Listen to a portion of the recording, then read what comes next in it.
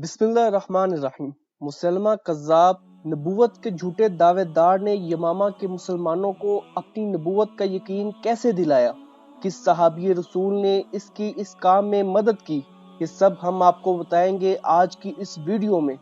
मैं मोहम्मद अज़हर और आप देख रहे हैं स्टोरी लाइन इन्फो।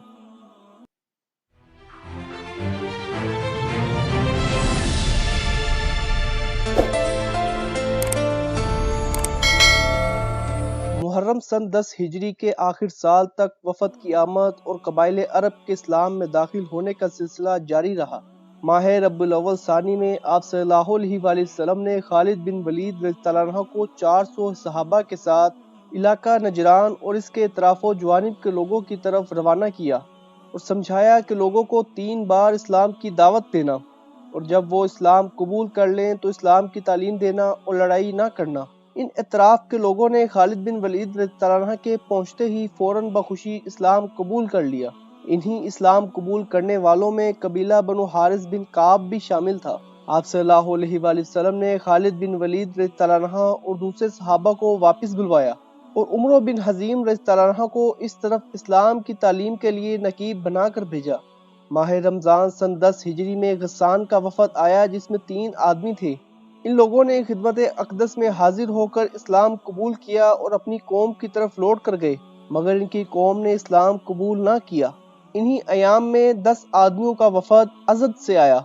ये सब भी मुशर्रफ बा इस्लाम हुए और इनकी तबलीग से तमाम कबीले ने इस्लाम कबूल किया। कबीला अज़द और कबीला जर्श में इसी कबूल इस्लाम की वजह से जंग हुई। अहले जर्श ने जंग से बेशतर अपने 2 आदमी नबी अकरम सल्लल्लाहु अलैहि वसल्लम के हालात दरियाफ्त करने को मदीने भेजे। ये दोनों नबी अकरम सल्लल्लाहु अलैहि वसल्लम के पास आए तो आप सल्लल्लाहु अलैहि वसल्लम ने इनसे कहा कि अहले जर्श और अहले अज़द में जंग हुई और जर्श ने शिकस्त पाई। इसी रोज जर्श को शिकस्त हुई। जब ये दोनों आदमी वापस गए और ये वाकया बयान किया तो तमाम कबीला जर्श मुसलमान हो गया। इसी साल आप सल्लल्लाहु अलैहि वसल्लम ने अली रज़ियल्लाहु अन्हु को मुल्क यमन की तरफ भेजा कि वहाँ से लोगों को बुत परस्ती की बुराई और तौहीद की खूबी समझाए, यानी इस्लाम की तबलीग करें। अली रज़ियल्लाहु अन्हु की तबलीग का ये असर हुआ कि यमन का मशहूर कबीला हमादन तमाम का तमाम मुसलमान हो गया। इसके बाद तमाम कबाइल यमन यके बाद दीगर इस्लाम में दाखिल होने शुरू हुए। दीगर कबाइल की तरह बनु हनीफा का भी एक वफद रसूलुल्लाह सल्लल्लाहु अलैहि वसल्लम की खिदमत में हाजिर हुआ। इस वफद में मुसलमा कज़्ज़ाब भी था।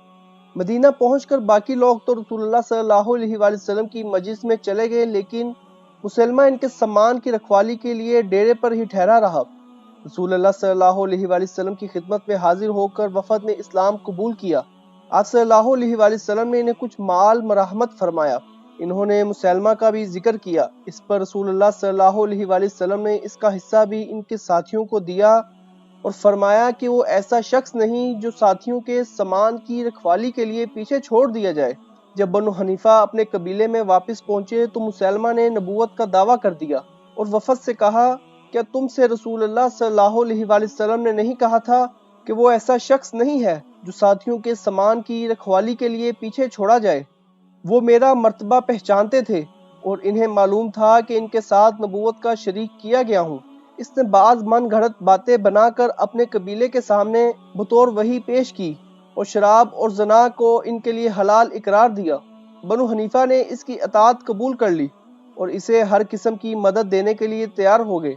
इसके बाद इसने रसूलुल्लाह सल्लल्लाहु अलैहि वसल्लम को एक खत भेजा जिसका मजमून ये था, ये खत मुसलमा रसूलुल्लाह की तरफ से मोहम्मद रसूलुल्लाह के नाम आप सल्लल्लाहु अलैहि वसल्लम पर सलामती हो।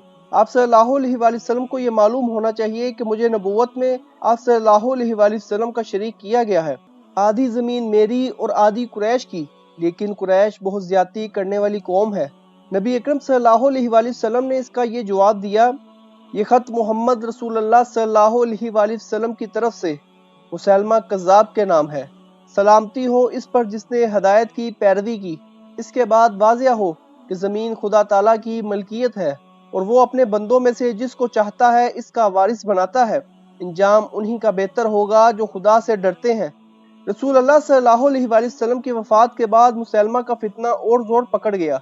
इस फितने को भड़काने में ज़्यादा हिस्सा अल-रज्जाल बिन अनूफा का था। ये शख्स हिजरत कर कर मदीना में मुकीम हो गया। اس نے رسول اللہ صلی اللہ علیہ وآلہ وسلم کی صحبت میں رہ کر قرآن کریم اور دین کا علم حاصل کیا۔ جب اہل یمامہ مدینے کو آئے تو رسول اللہ صلی اللہ علیہ وآلہ وسلم نے اسے قبیلہ مذکورہ کی تعلیم و تربیت اور دین سکھانے کے لیے ان کے ساتھ روانہ کر دیا۔ وہاں پہنچ کر بجائے اس کے کہ وہ دین اسلام کی تبلیغ کا کام سر انجام دیتا، اس نے مسلمہ کی مدد کرنی شروع کی اور قبیلے کے سامنے اس بات کی شہادت دی کہ محمد صلی اللہ علیہ وآلہ وسلم نے یہ فرمایا تھا کہ مسلمہ کو آپ صلی اللہ علیہ وسلم کے ساتھ نبوت کا شریک کیا گیا۔ اہل یمامہ کے لیے مسلمہ کے حق میں اس سے بڑا ثبوت اور کیا ہو سکتا تھا۔ وہ جوک در جوک مسلمہ کی اطاعت قبول کرنے لگے اور اسی طرح ایک زبردست فتنہ اٹھ کھڑا ہوا۔ اسی سال نجران کے عیسائیوں کا ایک وفد آیا جس میں 70 سوار بقول بعض 14 اور ان کے سردار عبدالمسیح نے مسجد نبوی صلی اللہ علیہ وآلہ وسلم میں داخل ہو کر بحث مباحثہ شروع کیا۔ آپ صلی اللہ علیہ وآلہ وسلم نے ان سے اسلام قبول کرنے کی نسبت فرمایا تو وہ بہت گستاخی سے پیش آئے۔ آپ صلی اللہ علیہ وآلہ وسلم نے فرمایا کہ عیسیٰ علیہ السلام اللہ کے نزدیک ایسا ہی تھا جیسے آدم علیہ السلام کے اسے مٹی سے بنایا۔ عیسائیوں نے کہا نہیں، بلکہ عیسیٰ اللہ کا بیٹا تھا۔ آپ صلی اللہ علیہ وآلہ وسلم نے فرمایا اگر تم اپنے قول میں سچے ہو تو میرے ساتھ میدان میں چلو اور میرے عزیزوں و قارب بھی میرے ہمراہ ہوں۔ دونوں گروہ الگ الگ بیٹھ کر کہیں جو جھوٹا ہو اس پر اللہ کا عذاب نازل ہو۔ یہ سن کر وہ خاموش ہو گئے۔ دوسرے روز صبح کو نبی اکرم صلی اللہ علیہ وآلہ وسلم علی رضی اللہ عنہ، فاطمہ رضی اللہ عنہ، حسن رضی اللہ عنہ، حسین رضی اللہ عنہ کو ہمراہ لے کر باہر نکلے اور ان عیسائیوں سے کہا کہ جب میں یہ دعا کروں کہ ہم میں جو جھوٹا ہو اس پر اللہ کا عذاب ہو تو تم آمین کہنا۔ یہ دیکھ کر عیسائی خوف زدہ ہو کر کہنے لگے کہ ہم مباہلہ نہیں کرتے۔ آپ صلی اللہ علیہ وآلہ وسلم نے فرمایا مباہلہ نہیں کرتے تو اسلام قبول کرو اور سب مسلمانوں کی طرح ہو جاؤ۔ انہوں نے کہا کہ ہم کو یہ بھی منظور نہیں۔ آپ صلی اللہ علیہ وآلہ وسلم نے فرمایا پھر تم کو ہم کو جزیہ دینا ہوگا یا پھر ہم سے لڑائی کرو۔ انہوں نے کہا کہ ہم کو جزیہ دینا منظور ہے۔ نبی اکرم صلی اللہ علیہ وآلہ وسلم نے فرمایا کہ اگر یہ لوگ مباہلہ کرتے تو دنیا میں قیامت تک کوئی عیسائی نہ رہتا۔ چلتے وقت عیسائیوں نے ایک امین کا تقرر اپنے لیے چاہا۔ آپ صلی اللہ علیہ وآلہ وسلم نے ابو عبیدہ بن الجراح کو ان کے ہمراہ کر دیا۔ چند روز کے بعد نجران کے تمام عیسائی مسلمان ہو گئے۔ تقریباً تمام قبائل یمن اور ملک یمن کا بادشاہ بازن مسلمان ہو چکا تھا۔ آپ صلی اللہ علیہ وآلہ وسلم نے تمام ملک یمن کی حکومت بازن ہی کے پاس رکھی۔ اسی سال بازن کا انتقال ہوا۔ آپ صلی اللہ علیہ وآلہ وسلم نے بازن کے انتقال کے بعد شہر بازن، عامر بن شہر حمدانی، ابو موسیٰ اشعری، علی ابن امیہ، معاذ بن جبل رضی اللہ عنہ وغیرہ کو ملک یمن کے ایک ایک حصے میں حاکم مقرر فرمایا اور علی رضی اللہ عنہ کو مع دوسرے چند صحابیوں کے یمن کی طرف بھیجا اور تاکید کی کہ جب تک کوئی مقابلے کی ابتدا نہ کرے تم ہتھیار نہ اٹھانا۔ علی رضی اللہ عنہ کو ملک یمن سے زکوٰۃ صدقات وصول کرنے کے لیے بھیجا گیا۔ ان واقعات کے بعد ذی القعدہ کا مہینہ آیا۔ آپ صلی اللہ علیہ وآلہ وسلم ذی القعدہ سن 10 ہجری کو مدینہ منورہ سے حج بیت اللہ کے لیے روانہ ہوئے۔ آپ صلی اللہ علیہ وسلم کے ہمراہ مہاجرین، انصار اور روسائے عرب کی ایک جماعت اور قربانی کے 100 اونٹ تھے۔ مکے میں اتوار کے روز 4 ذو الحج کو داخل ہوئے۔ علی رضی اللہ عنہ بھی جو یمن کی طرف صدقات جمع کرنے کو گئے ہوئے تھے مکے میں آپ سے ملے اور آپ صلی اللہ علیہ وسلم کے ساتھ حج ادا کیا۔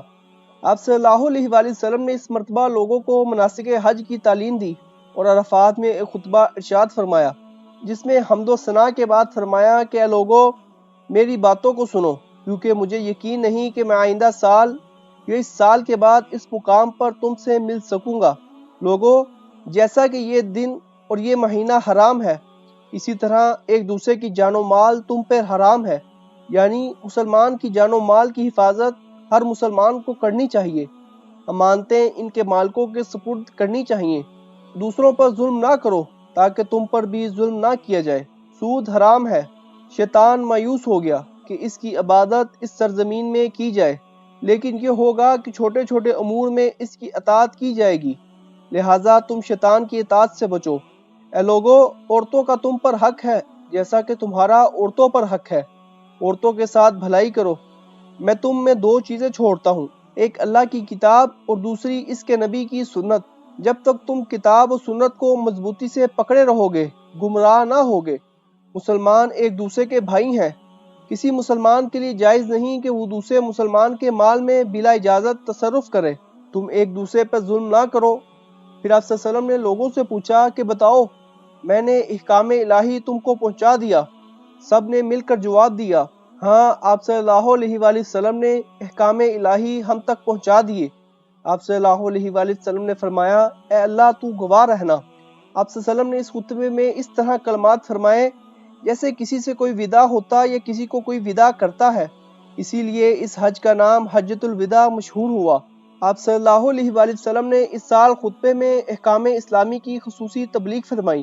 اس حج کو حجۃ البلاغہ کے نام سے بھی موسوم کرتے ہیں۔ اس حج میں 1 لاکھ سے زیادہ مسلمان شریک تھے۔ بقول بعض 1,44,000 صحابہ نے اس مرتبہ آپ صلی اللہ علیہ وآلہ وسلم کے ساتھ حج کیا۔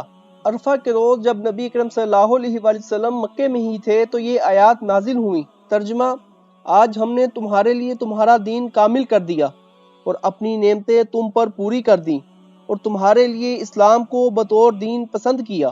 مگر بعض صحابہ مثل ابو بکر صدیق رضی اللہ عنہ کے جو زیادہ نکتہ رس طبیعت رکھتے تھے، عبیدہ ہوئے کہ اس آیت سے فراق کی بو آتی ہے، کیونکہ جب دین کی تکمیل ہو گئی تو نبی اکرم صلی اللہ علیہ وآلہ وسلم کے رہنے کی ضرورت نہ رہی۔